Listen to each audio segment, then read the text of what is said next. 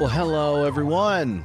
This is Trip, and you may not know this, but a multiplicity of things have intervened when Elizabeth and I have scheduled a time to talk, and now it's finally happening. Yes. So, surgeries, flus, and all sorts of things, or protest in your town. The number of times this has been changed is significant, so who knows what was being deferred, but here it's about to happen, Elizabeth. Yeah. I'm excited about it. Thanks so much for taking time to be in conversation. Well, it's your first time on the podcast, and also we live in the same state now, so we're almost neighbors. Yeah. I'd love to get to know a bit about your own story, both as a person of faith and as an academic. Like, at what point did your big nerdy questions and the orientation of faith send you off to kind of graduate school and then vocationally invested in, training future clergy? Thank you for that question. That was a really long journey for me. And I will say, I grew up Southern Baptist and was very much formed by a Southern Baptist church. And my dad was a church historian. He died last year. So the religious life shaped me very early on. But because of the kind of contemporary culture war of my childhood and the impact on my family, through the course of most of my education, really through college, I wanted to run away from religions as far as I could. I was thinking either law or being a teacher in public school, that kind of thing. But after college, after I graduated and I kind of explored different avenues for my own vocation, I spent time at a seminary in Switzerland. Doesn't exist anymore. It's called Rishlikon Baptist Theological Seminary. And they had students there from 36 different countries. It was just a tremendous community, and they welcomed refugees and migrants from across the European continent with a kind of sense of deep community that I'd never experienced before in my life. And from there, I applied to seminary and met a professor there. She was a professor of Hebrew Bible. Johanna Boss is her name, and she taught feminist interpretation of the Bible. And it was the first time, I'd always had questions of justice, but it was the first time that I could read the tradition through the experience of women or have the freedom to explore my own theological voice and begin to identify my reading and understanding and experience of the tradition. And so that's really what swept me into theological education and getting excited about it and thinking about going to grad school. That was the beginning point. From there, more to say about that, but really that whet my appetite for a deeper conversation. So your dad's Glenn Hinson? Yes. Oh, Yeah. all right. Well, then we're in the same endangered species part of Baptist life there. Yes. Okay. Well, I grew up hearing all about him, and going to Wake Forest for div school. Yes. Glenn's always on Bill Leonard's shoulder. Right. So that's awesome. Which, by the way, for those of you that aren't Baptists, there's like this small group of Baptists who aren't what you think of when you think of Southern Baptists. Much more inclusive, caring about justice, issues of peace, and those kinds of things. We're leading and working towards against segregation and such. That kind of Baptist. But our dad, here's one of the unique. This is what's setting it up. Is one of the unique things about him as a Baptist historian was his deep love and interest of the contemplative traditions that existed within the church before Protestantism, or let alone Baptist. Other than the John the Baptist. And so I wonder what did it look like to kind of be given a thicker account of your Christian identity historically than maybe other Baptists who, imagine there's a 1,600-year gap, before real Christianity showed back up. Did that help, like the way you imagined ecumenical framing or kind of engaging spiritual discipline, stuff like that? Oh, absolutely. And I would say from very early on in my life. So, my dad he had 2 PhDs. He was a scholar of patristics, but also of New Testament, Christian scriptures. And so every 7 years, we would travel abroad when I was growing up. One of his PhDs was from Oxford, so that was the first trip to live in England and really be shaped not only by English Baptist traditions, but also, of course, by engaging with Anglican churches and just the experience of living abroad in that context. Then the next trip was to Rome, where he was pastor of a Baptist church on sabbatical. And then we lived at an ecumenical institute. It was called Tantur. It is in between Bethlehem and Jerusalem. And so I went to school at an international Christian school in Jerusalem when I was 7 years old. And that was kind of an important turning point, I think, for me, for understanding not only the length of history of the Christian tradition, but also while we were there, and this is going to sound like a little bit of a strange story, but because we're talking about Baptists, I feel like I ought to talk about baptism.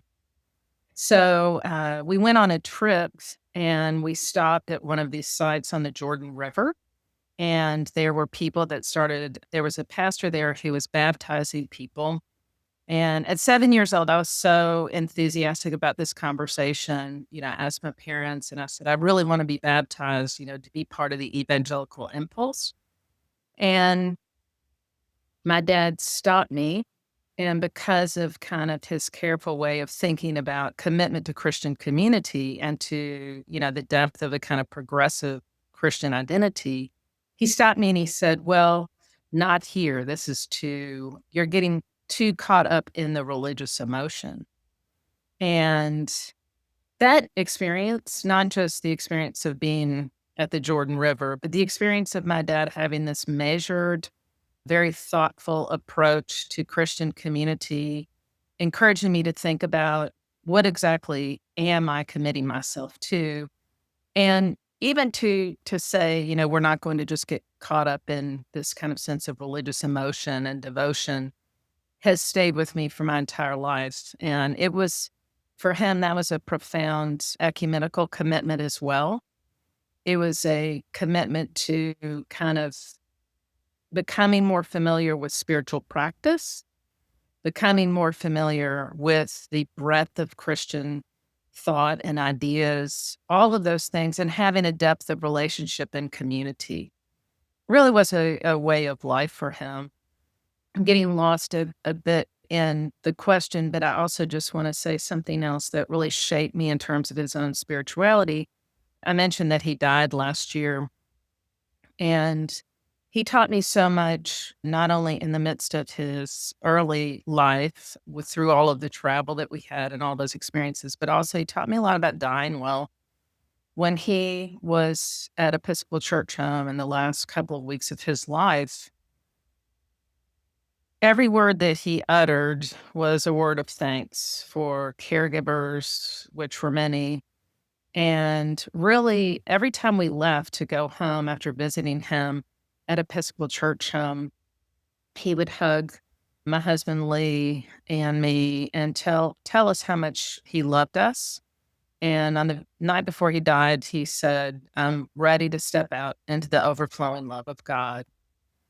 There was no anger or really, it was just a sense of being immersed in something that transcended himself that I'll never forget. So I think those are just a couple of the most memorable kind of moments of the way his life and his way of looking at life shaped me. What was he obviously integrated, right, his intellectual passion and his faith and in a deep way, one that plenty of our friends who knew him thought he does this really well and wanted to learn how to do it. Yeah. There's often this temptation for nerds to take that academic stance, then puts us at a distance from the kind of claims Christ makes on us or the kind of demands for practice and such. And he had a way of both holding critical reflection as a deep virtue, but also deep discipleship and spiritual practice together. And I wonder, when you think about the way he did it, what's that gift like to you? What kind of wisdom do you have for those of us that struggle to keep the two integrated? That was Uncle Osi. My dad he was born in the Depression, and his mother couldn't afford to keep him at home. And so he and his brother Gene lived with my Uncle Osi and Aunt Felita. And they were always just very thoughtful people. They lived a much more sustainable life in terms of they lived on a farm, they ate what they grew. They worked different kinds of jobs just to keep things going. And they really welcomed my dad and his brother to their table. And I think that that kind of sense of what Wendell Berry calls sticking, being immersed in a part of a community and really engaging with the people and allowing yourself to be an exegete, not just of texts, but also to be a careful listener to people's stories was so much a part of who my dad was. And I think he was always, even at the age of 93, surprised by his intellect, his own ability. He never felt satisfied with the knowledge that he had gained. He was always curious about other people and wanting to read texts. He taught a Sunday school class. I think the last class he taught, he probably was age 91, and he did it on Zoom for his church. That's pretty profound to never want to stop learning. And I'll tell you honestly, Tripp, something that really has influenced me in terms of my own writing that I've taken from my dad. The questions of all of the books that I have written really started with students who I have taught, or my dissertation that came from my work in social ministry, questions people had asked me, or questions that I'd heard when I visited people in religious communities when I've been speaking. Those are the questions that really stick with me because I think they're the questions that we have to continue to pursue. He was really, it was important for him to be able to navigate between the church and the academy, that he didn't want the conversation only to be within an academic institution, because he realized how limiting that would be for people, for members of congregations, people that just want to learn, but maybe had not had an opportunity to go to college or have the resources that would be needed. One last thing I'll just mention about him, despite all of the times that he spoke in different places, lectures that he gave, he wrote 38 or 39 books and published them. He never set a speaking fee. And I'm sure that he could have at some point, but he never wanted to do that because he was just so profoundly aware that that introduced, inequalities into the conversation that he really wanted to pursue, which was, a real rich theological conversation that would lead a more progressive church, a more progressive kind of way of being in the world. Yeah. Well, your love and admiration for him is very clear. Thank you. When we first got connected, because you were a part of our online summit, Democracy in Tension, and in the lecture for it, which people are interested, you can go, there'll be a link attached to this. You can go get them, all the lectures from everybody. But you have an extended reflection on the nature of freedom and the kind of problems and tensions it generates today. And part of it comes from just how many definitions of freedom exist. And so, as a theologian and ethicist, help us understand why pausing to think about what freedom even means can help set the stage for, kind of more a critical but faithful reflection about our current crises and our democracy. Yeah. That question of freedom emerged for me really from two contexts. And one of the contexts was growing up on the front line of the culture war. I became very aware that, these questions of religious liberty and freedom were really shaping the conversation of white Christian America. And by that, I mean both the white evangelical conservative Christian America and the really strong fundamentalist movement at the time I was growing up, but also shaping the questions in many ways of the more progressive white Christian movement and what it would mean to secure freedom and distance oneself from fundamentalism, which was a big part of my upbringing and my experience. I tell a story at the beginning of my book, Authentic Christian Freedom, about My dad always wore a baseball hat, even before he died, in the Episcopal Church home that said Fundamentalists Anonymous across. And, it was just kind of part of my upbringing with the kind of openness I spoke about in terms of who he was and how he saw himself in the world. He also had a tremendous resistance to conservatism and to fundamentalism. And I think in many ways, the way that question was framed early on, particularly for white progressive Christians, that it didn't allow for a more expansive and in-depth conversation of the influence of solidarity protest movements to engage the kind of freedom struggles that represented. That had to kind of push those conversations, had to push their way into the academy and into the churches. And I think there was some real limitations in the way that was framed. So grappling with the question of freedom, and I think allowing the religious traditions to begin to help define for us the nature of freedom rather than the political dialogue, which is so much informed by this earlier history of the culture war, offers tremendous promise to transform the current context of political polarization. And one of the things highlighted in my work is the need to complicate freedom. In the U.S., so much of our discourse in the public sphere about freedom is focused in on protecting individual freedoms and liberties, protecting individual rights. That really, it doesn't allow for us to ground our understanding of freedom in essential interrelatedness. It doesn't allow for us to understanding that there also is a sense of freedom that transcends the limits of our own human experience that we're always being called toward. I find some of the reflections Pauline Murray has in her sermons of, always being called toward freedom through that kind of theological lens to be quite powerful.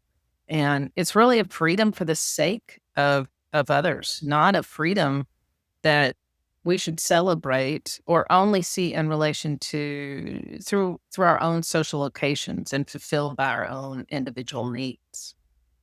You mentioned at the beginning the way in which the context for so much of, especially the white church in America, is framed by the culture war definitions of freedom. Yeah. So I'm like, yay or nay, take the hot topic, right? Like, oh, school choice, abortion, integration. Like, I mean, it kind of played that way. And something, that framing's problematic in that, it's already decided that reality is a series of individuals where freedom is primarily, freedom from being imposed on by the outside rather than what's generated among the relations. And you talk about that in the essay. And something that has been driving me nuts, and knowing our shared origin story of a very particular kind of Baptist, I've had exchanges with, individuals who at earlier parts of my life were like the ones that taught me that God knows me and loves me completely. Mm-hmm. And then now I can't manage to identify a starting point for a conversation about that shared values in the world. And it got me thinking about, mostly because over the last 2 years, Jeff Pugh and I did a long audio documentary on Bonhoeffer and this kind of thing, which got me reading the story of the confessing church, how it ultimately failed, and like how, what was it that generated a conclusion that's so stark, but yet you didn't see it. And Victoria Barnett, who did her PhD at Union, but it was one of the head historians at the Holocaust Museum, and it was written on the confessing church and such, talked about this mechanism that generates bystanders, a psychological mechanism of sequential complicity, and where, you make an initial compromise, and now it's like made a little anchor in your conscience that same space just keeps getting extended and extended, because by the time your conscience is problematized,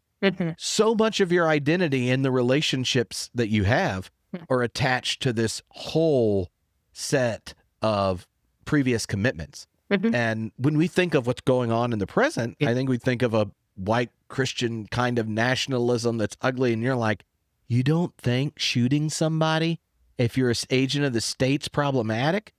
And yet, to me, as a Baptist, like, there's a long road, right, of the boiling water slowly getting turned up that goes all the way back to so many of those identity and culture war questions where, oh, well, I'm pro-life. And then we sit there and go, yeah, but we weren't really. That wasn't who Baptists were. It got picked because it was uncomfortable to name segregation in public. So like, when you think of how these kind of communal identities have these sequential stages of complicity, like, that's an interesting space to think of freedom. Like, what has to happen for the freedom to go at this point? Oh, I was wrong to say morals and characters don't matter. I know I applied it to Bill, but not to Mr. Fields a lot.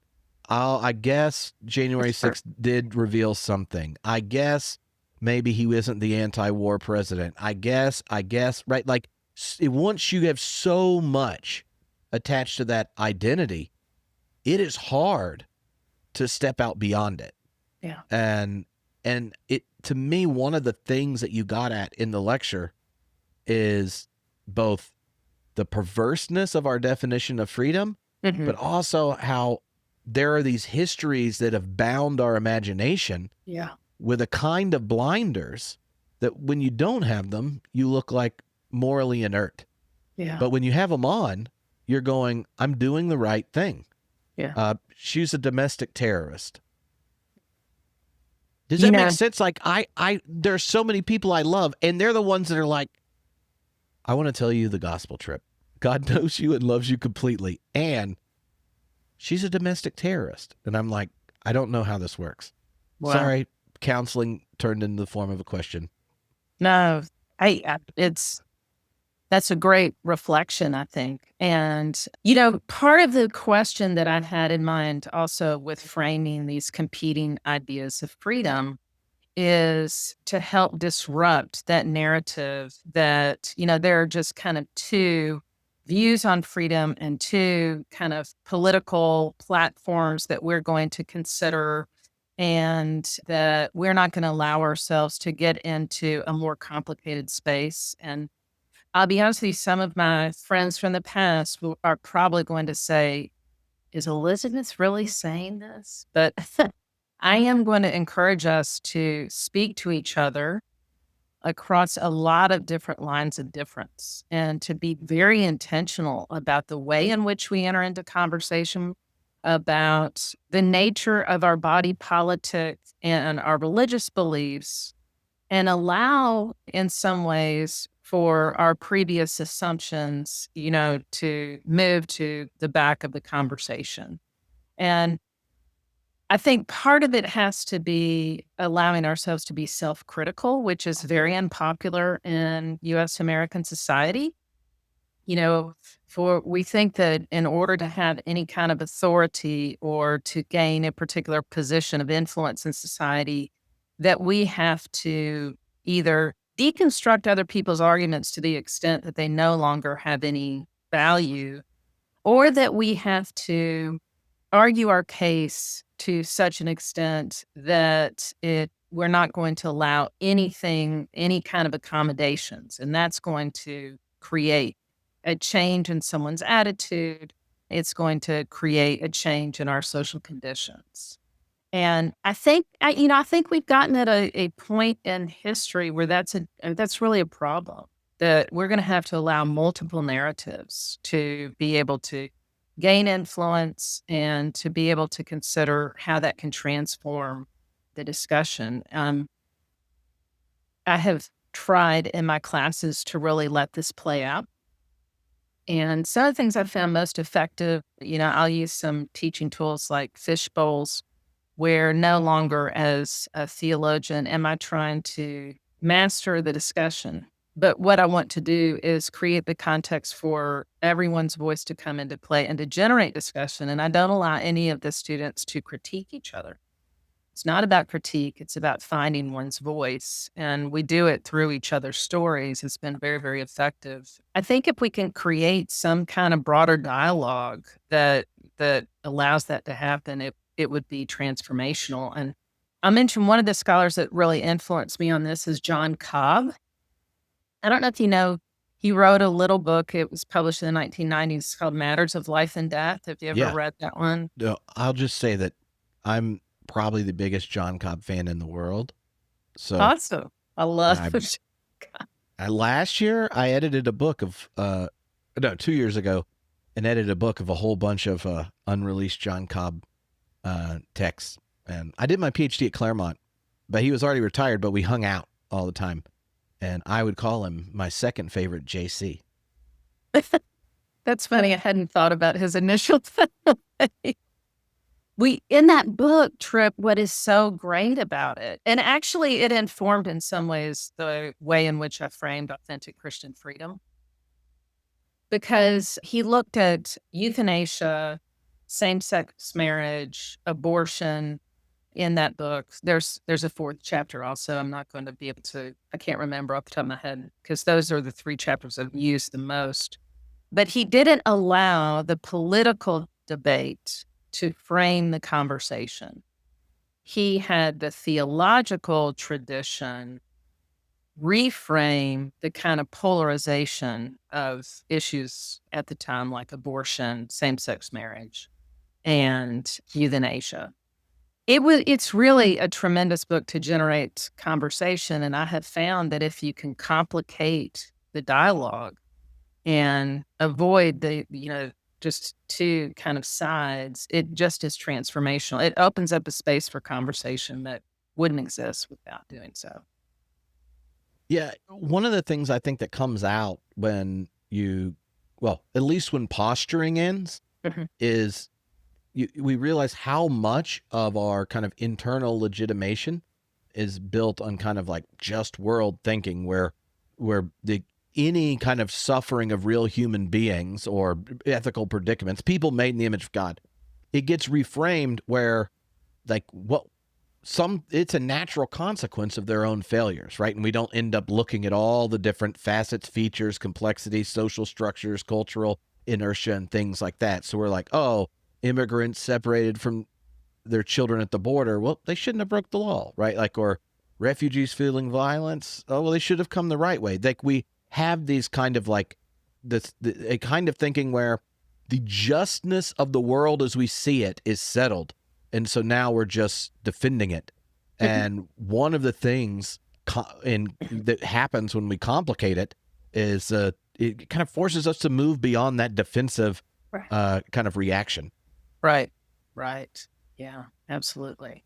You mentioned earlier values that, people can become so entrenched in their own kind of value system, their own kind of belief system, that it becomes very difficult to engage in dialogue. And I would also add to that I think people don't really take time often to reflect upon the values that they want to embody.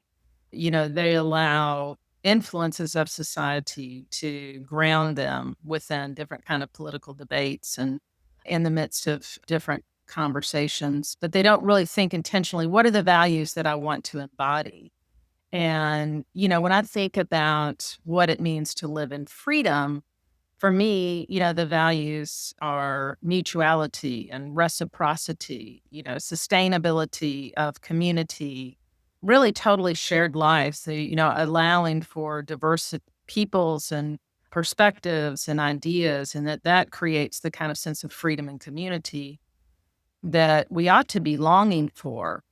But our values today are much more shaped, I think, by the way we consider economic matters than they are shaped by that kind of longing for authentic freedom. And that was kind of the topic of one of your entire books around like the problem of wealth. Yeah. And so maybe you can kind of, what have you learned both like in writing the book, but also in attempting to equip and facilitate conversations or encounters where, well, the clarity of Jesus' only either or statement, you can serve God or mammon, actually shows up enough to disturb any American, which it probably should. Like right before we got on, I was talking with Miroslav Volf, and he even made a comment about it that, that sometimes Jesus is extremely clear. It makes me very uncomfortable, so I put it in a box and come back to it later. And when you think of like the economic teachings of Jesus for, middle class and up citizens of this country, they can't be anything but complicated, once taken seriously. Oh, yeah.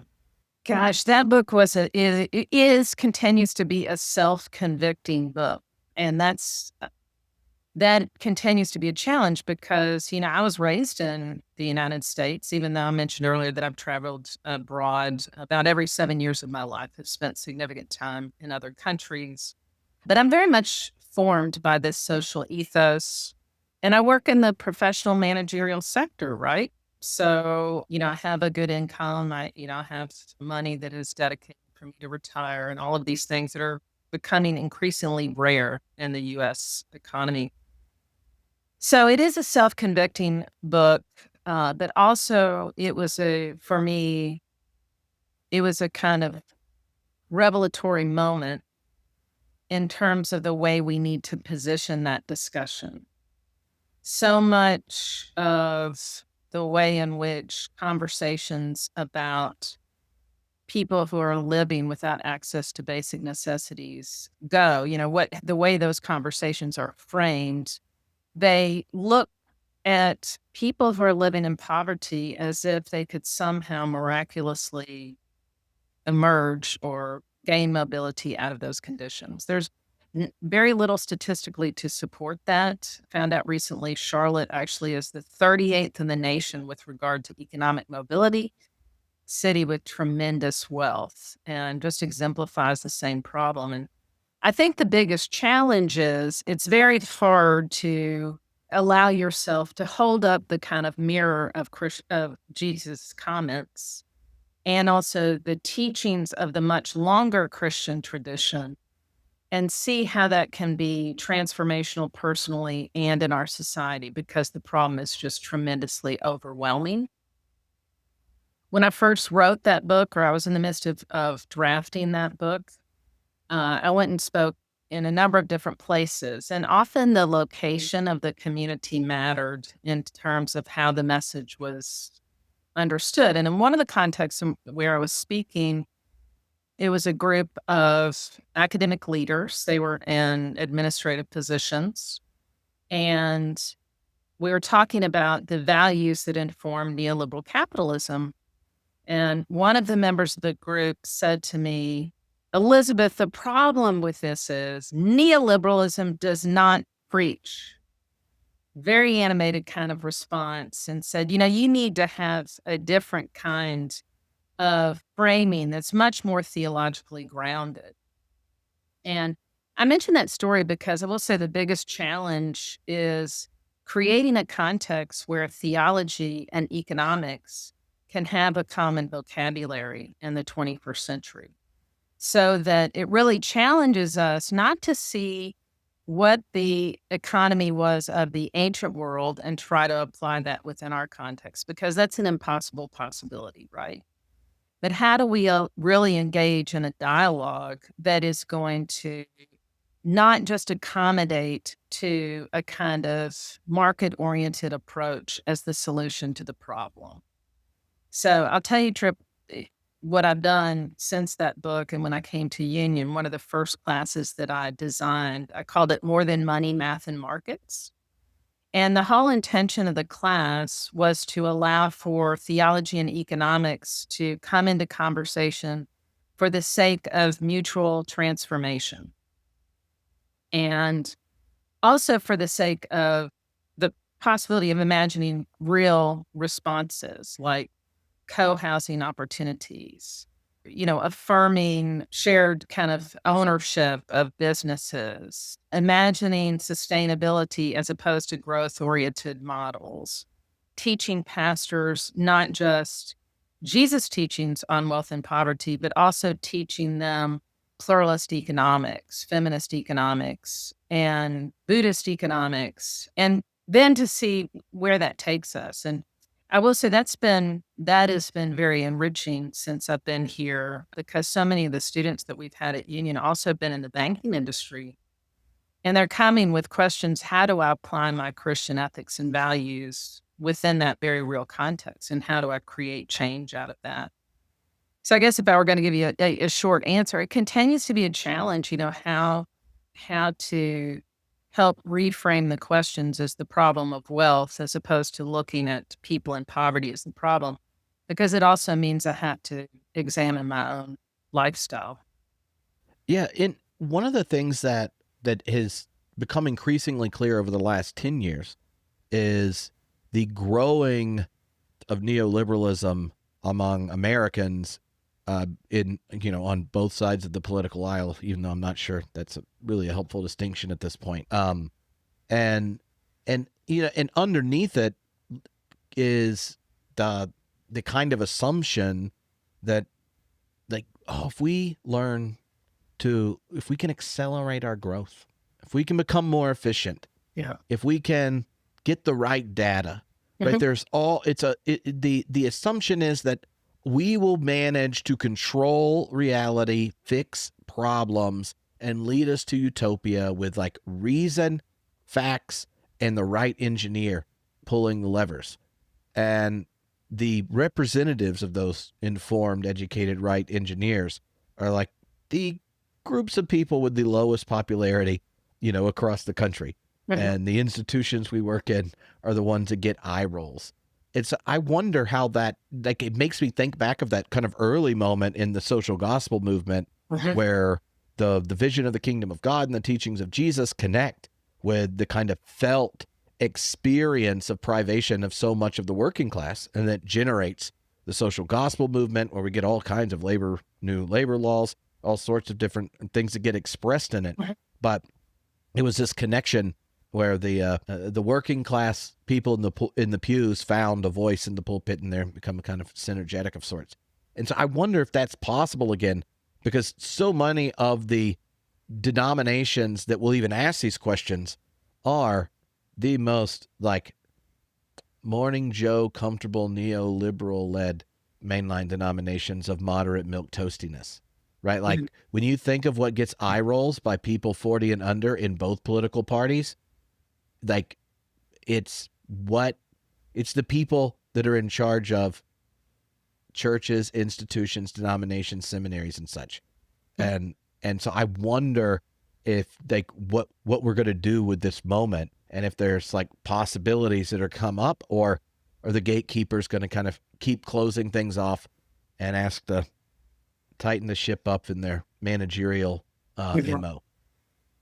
Well, I think that's why we have to call the managerial MO always to task. And I think we have to keep naming and identifying how that way of operating reflects neoliberal capitalism, how it also shapes the kind of culture of institutions and how we think about each other. Even this kind of impulse and value toward efficiency, the creation of plans to structure our relationships and to structure kind of the mission of institutions. When we think about what that means within our broader culture, where everything around us is constantly at the moment shifting, it's such an unstable environment. I think we have to call that to task, because we need much more flexible kinds of ways of organizing ourselves. And also, I think different ways of thinking about the importance of community. I was meeting with a group of pastors this morning. We had a Lenten planning day here at the seminary. And part of our conversation was about,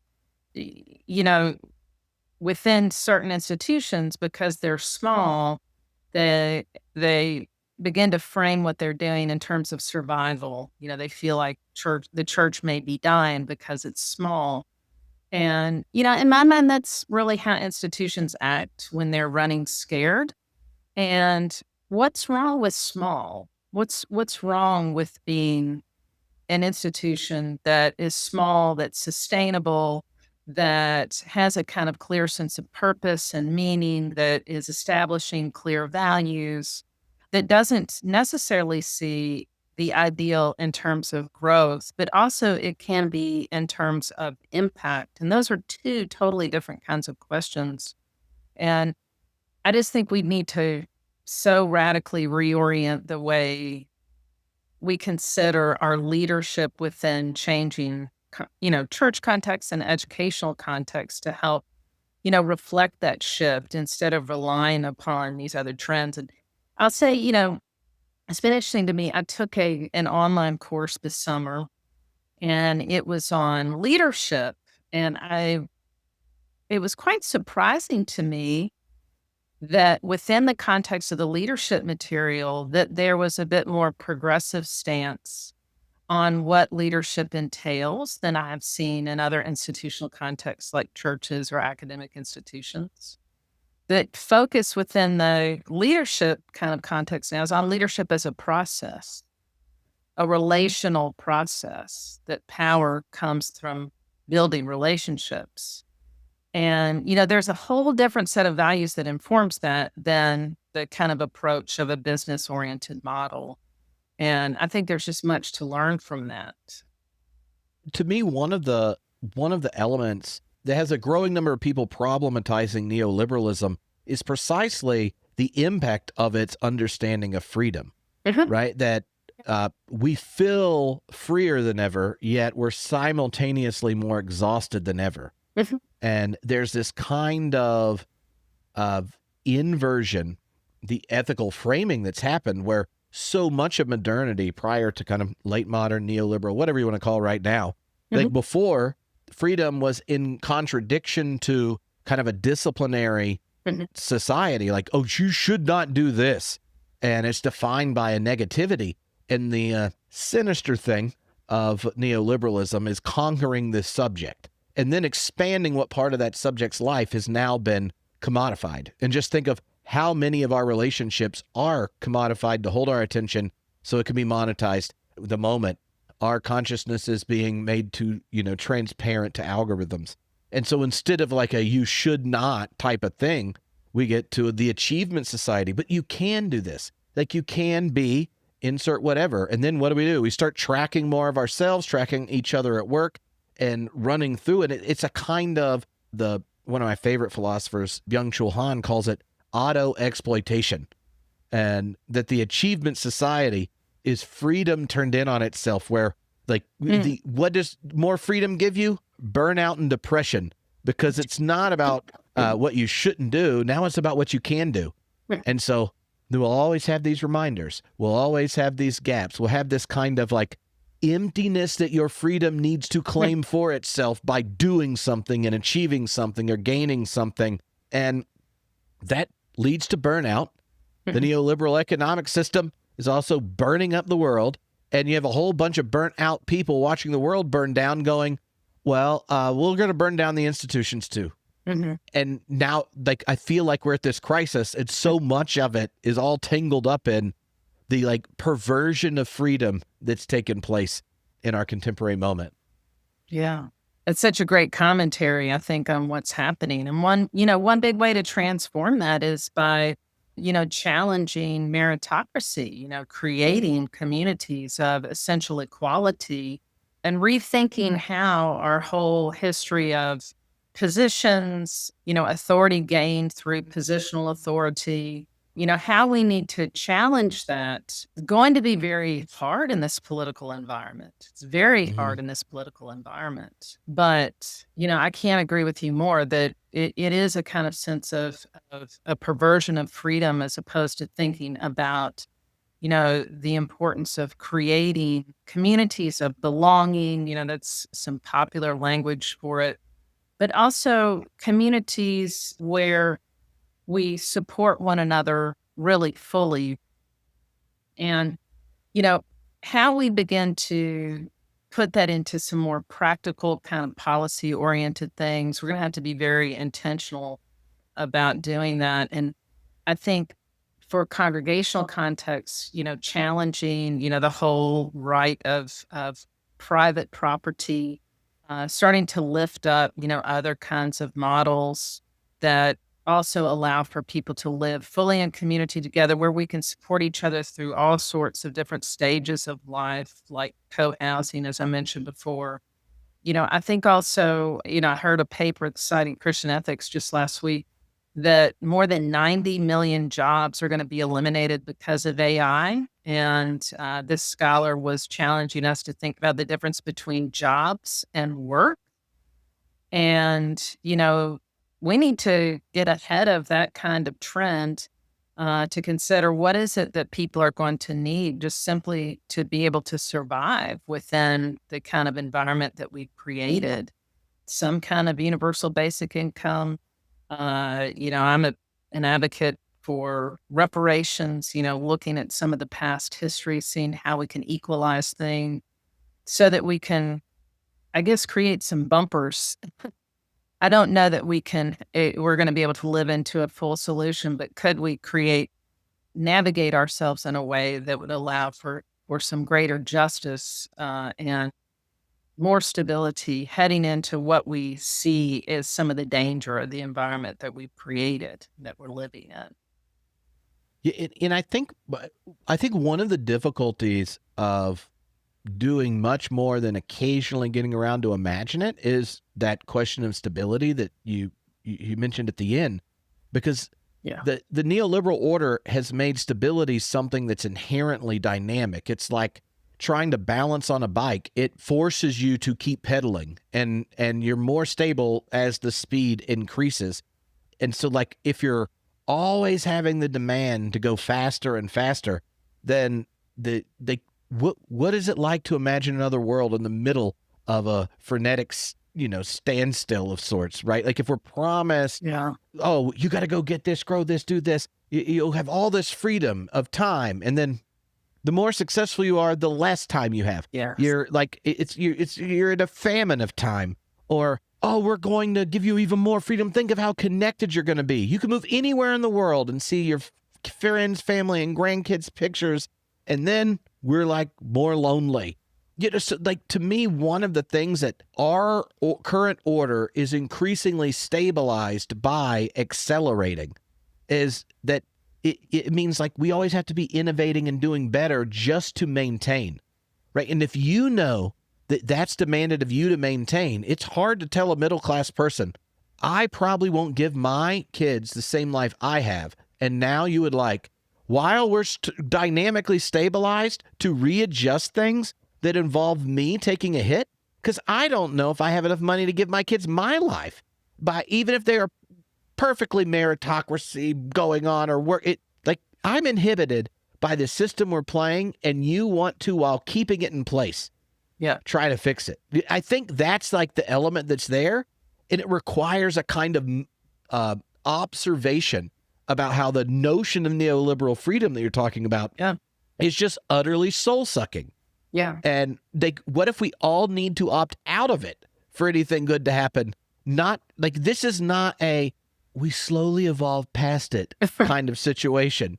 And if we do our reparations and address that here, we start taking variables of ecological consequences into our economic structures. We can fix this. Like, to me, that stability question is so important, and so much of our world's been financialized, and it's only stable if it's going faster and growing. Then, I'm telling you what John Cobb said in, his alternative economics. But, you mentioned him, and now everything John Cobb says is running through my head. It's JC. It's sad.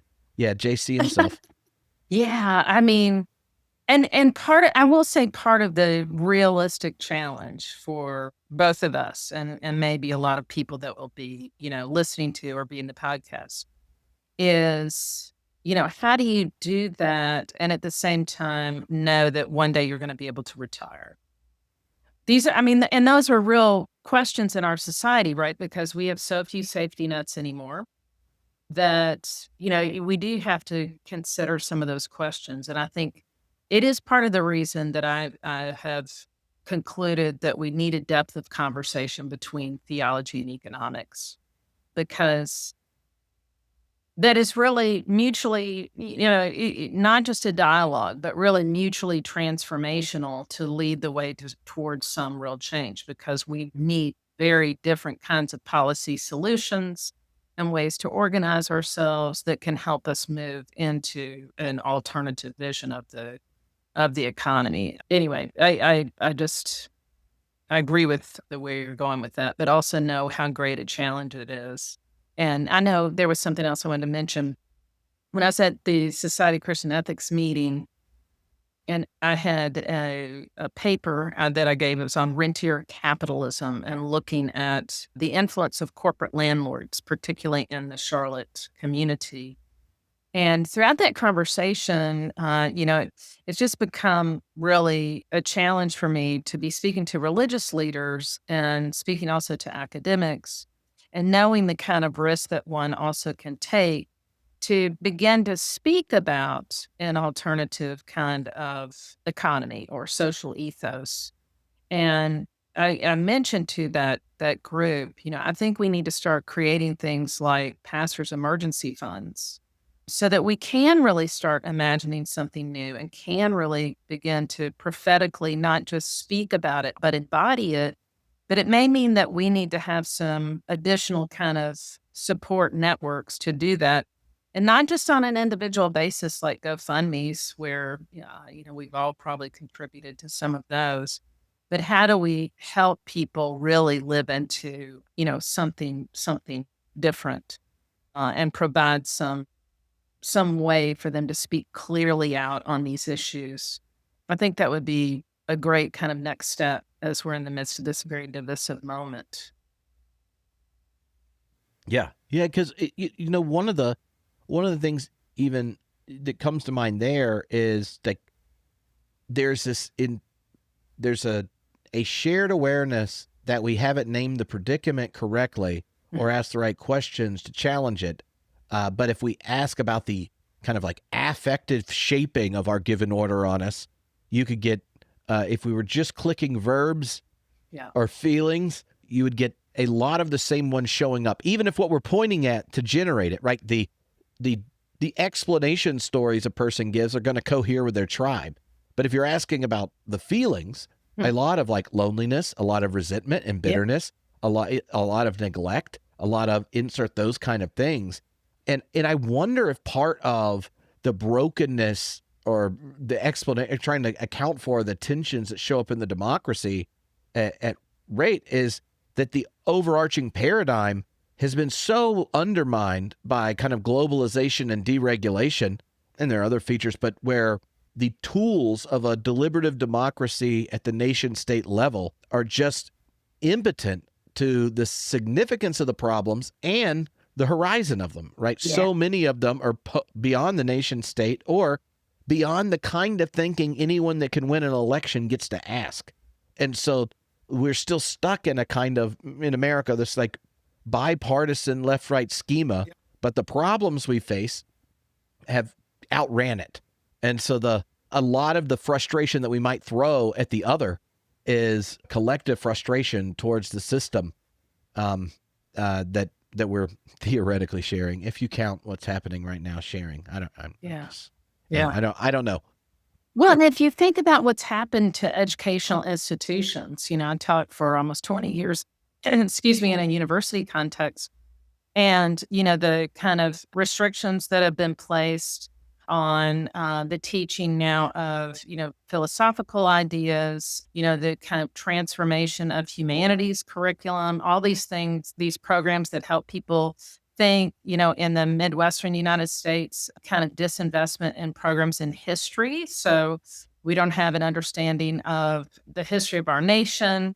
Even more problematically, and I mentioned this in the problem of wealth, there are very few economics programs that ever teach economics history.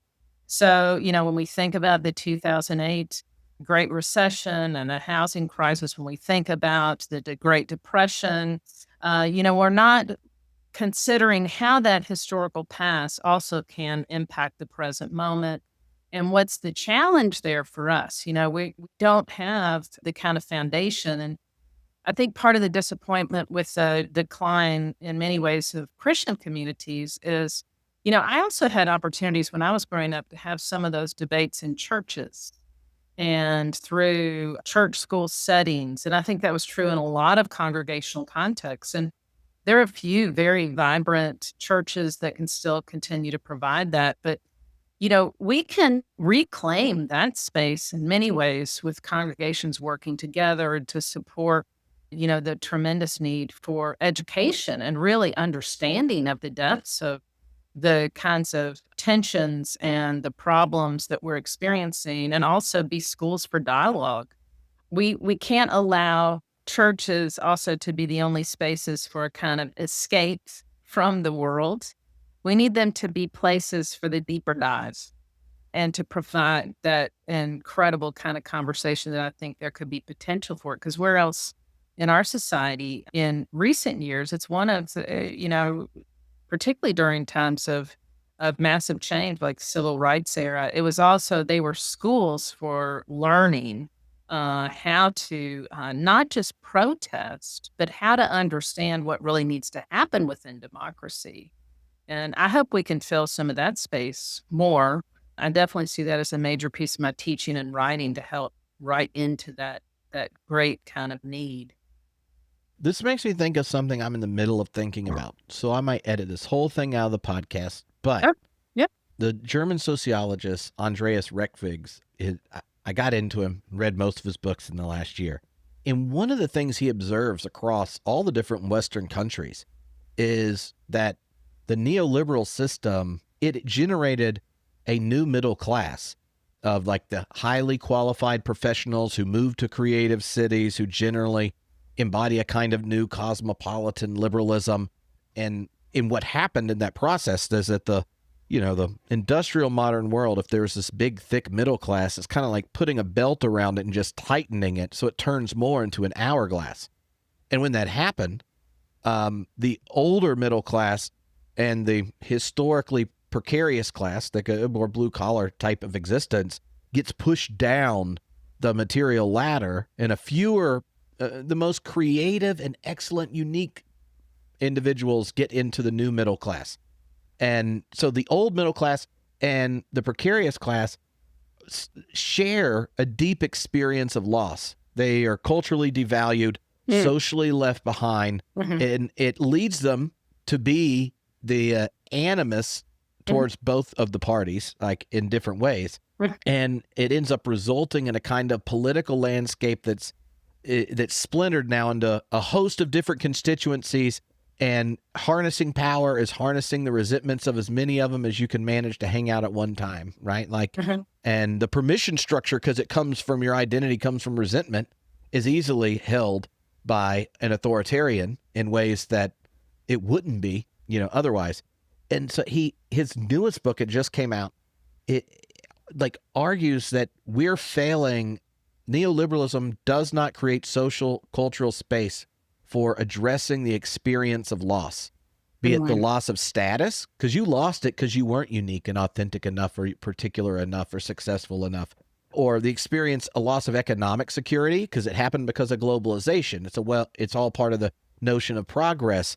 And so like a loss in general is counter testimony to the neoliberal myth of constant progress and advancement, that whether it's, status or economics or cultural influence, all of them generate a kind of felt loss that right-wing populism breeds on, right? And so it shifts from that kind of intense polarization, sets up a deep conflict between the elites and the new middle class that are uniquely singular and creative, and the old middle class and those below, because they actually became more precarious as the middle gets hollowed out. And he's like, we need, this is fascinating. He's not talking about going to church, but he's like, what we're missing are the spaces where you get to genuinely experience loss.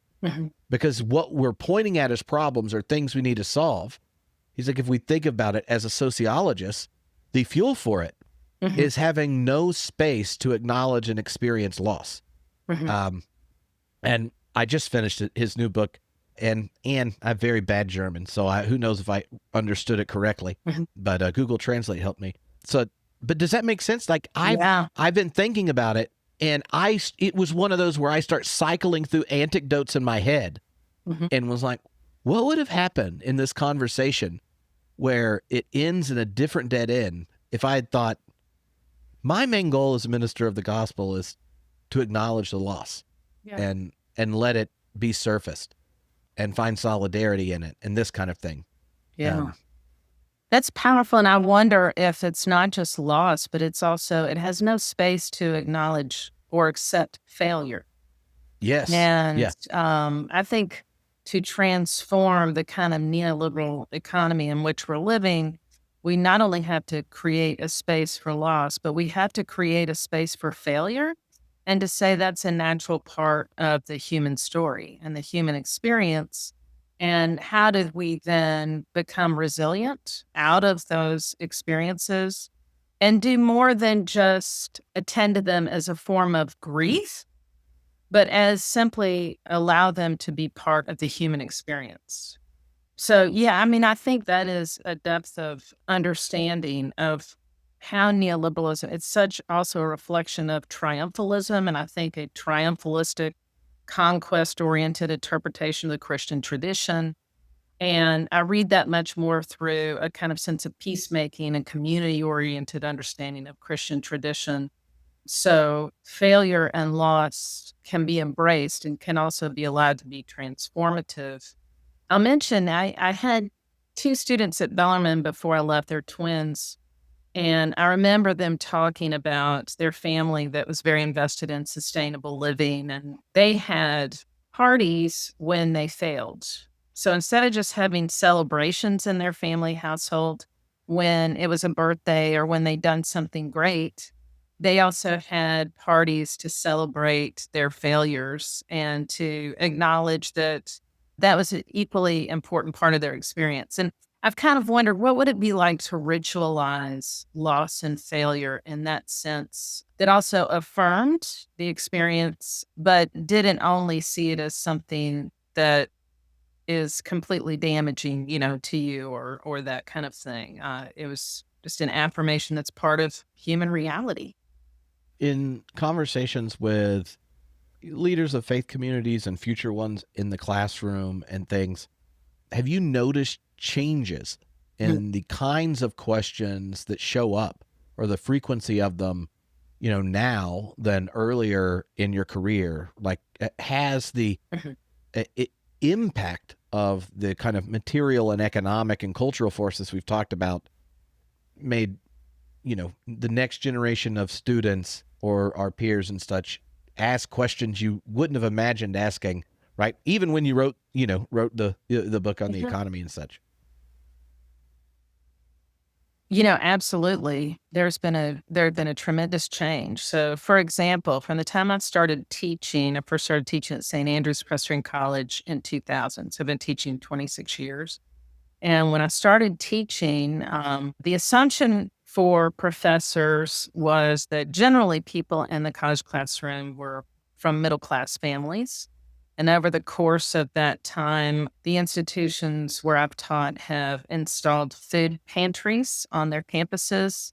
Many of them, through student activism, have intentionally tried to change the cost or to address the cost of education because of an awareness that people who are seeking college or university degrees, but also now I'm teaching in the context of theological education, can no longer really afford to pay significant amounts for their education because they're coming with a great deal of debt, and that indebtedness has also transformed questions about vocation. What are people able to do?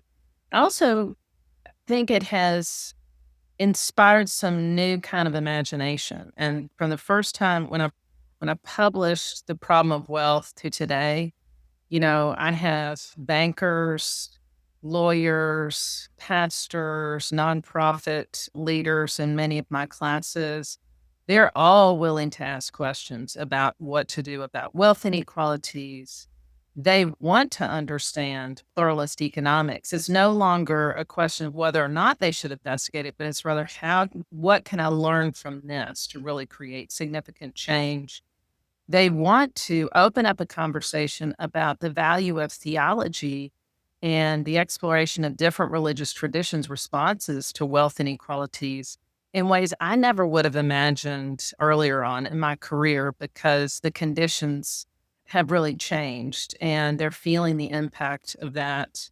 Just so aware of how much we need to work together towards some kind of new moral vision and to embody a different kind of set of values. So that's really been a transformation from the beginning of my teaching. Oh, that's really helpful. So I was reading this. It's unrelated. Mhm. It was related to what we're talking about, but the source of the story is unrelated. It is a book on evolution and like where you get these turning points in it, and it talked about kind of early on in domesticated chickens that if you kept just selecting for like the super laying chicken, what ends up happening 3 generations later, they all start killing each other. Oh my God. And they'll take one out while they're sitting and roosting. They'll try to steal each other's eggs and fight over it, right? Like it was like the moment you have a few generations of the only assessment that matters for this environment only selects for how many eggs you have. They don't just have more eggs; they steal them and kill for them.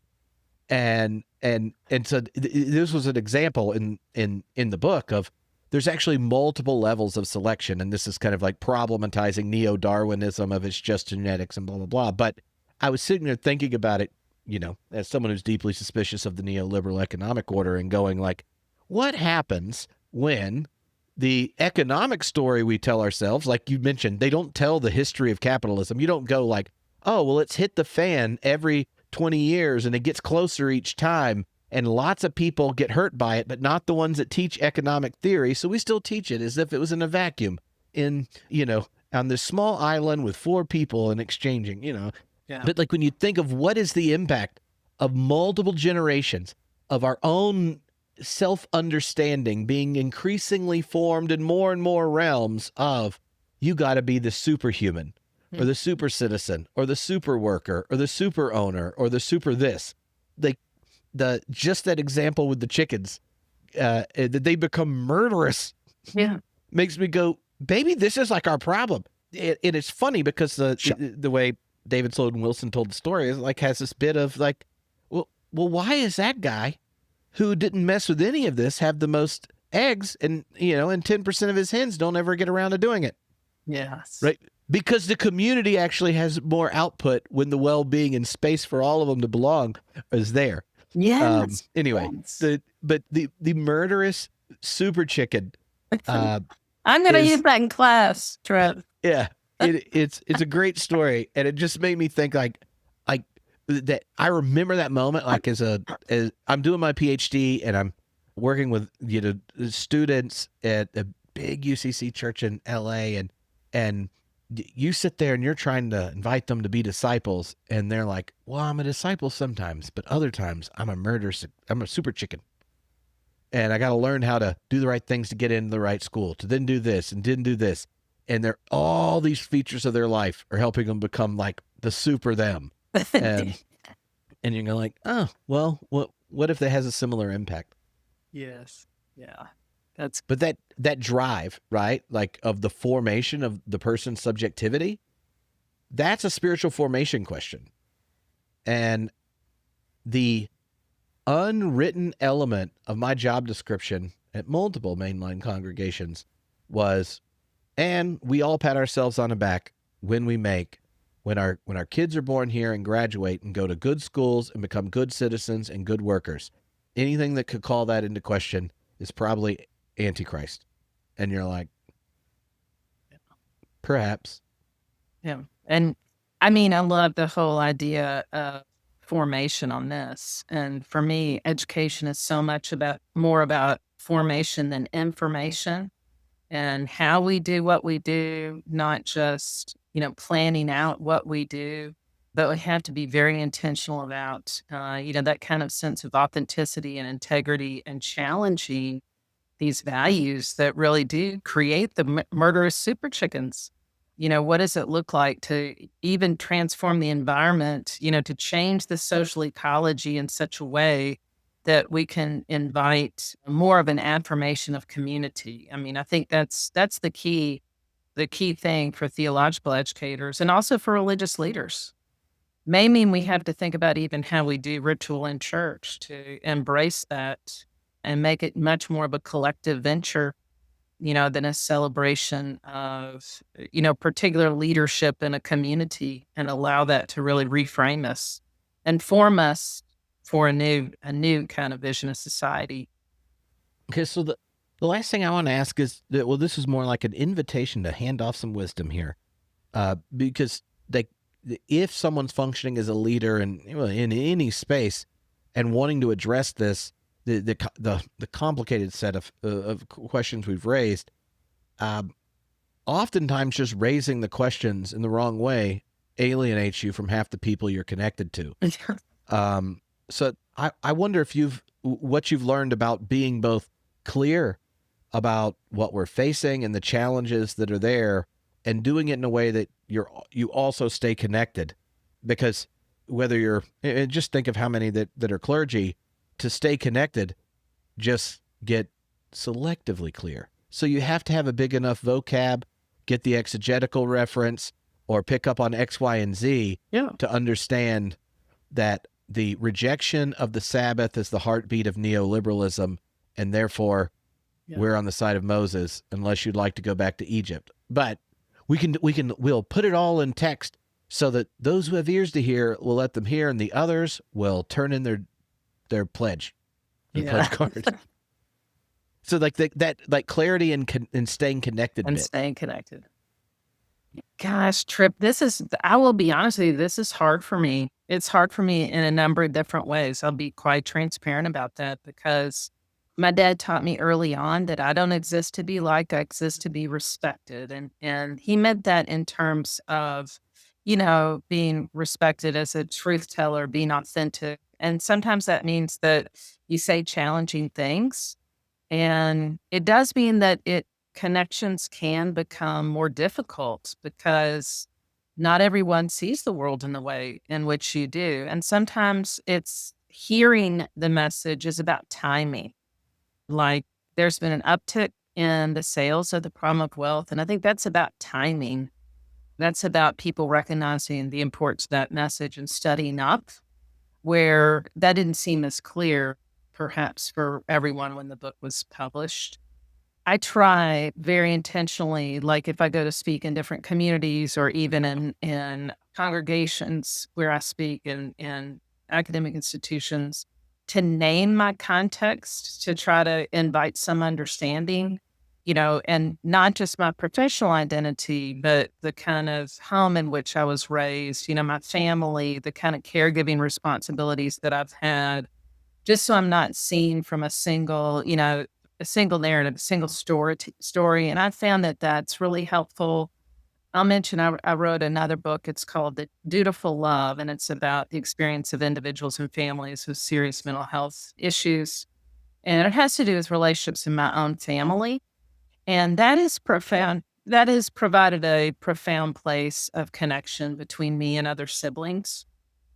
And I think that self-disclosure enables a kind of sense of connection to be maintained with people that, if I had not chosen to tell my story in that way, it would be important. And in fact, when I wrote Authentic Christian Freedom, and this is something that's kind of evolved over time with my writing projects, I had a reading group so that they could read chapters, and I wanted to incorporate some of their comments. One of the members of the reading group, she's a pastor, after she read the chapter, she said, "Well, Elizabeth, you don't ever say in this book why this matters to you." And I worried, to be honest, that people might get tired of reading my story. So I was like, do I want to put anything about that in there again?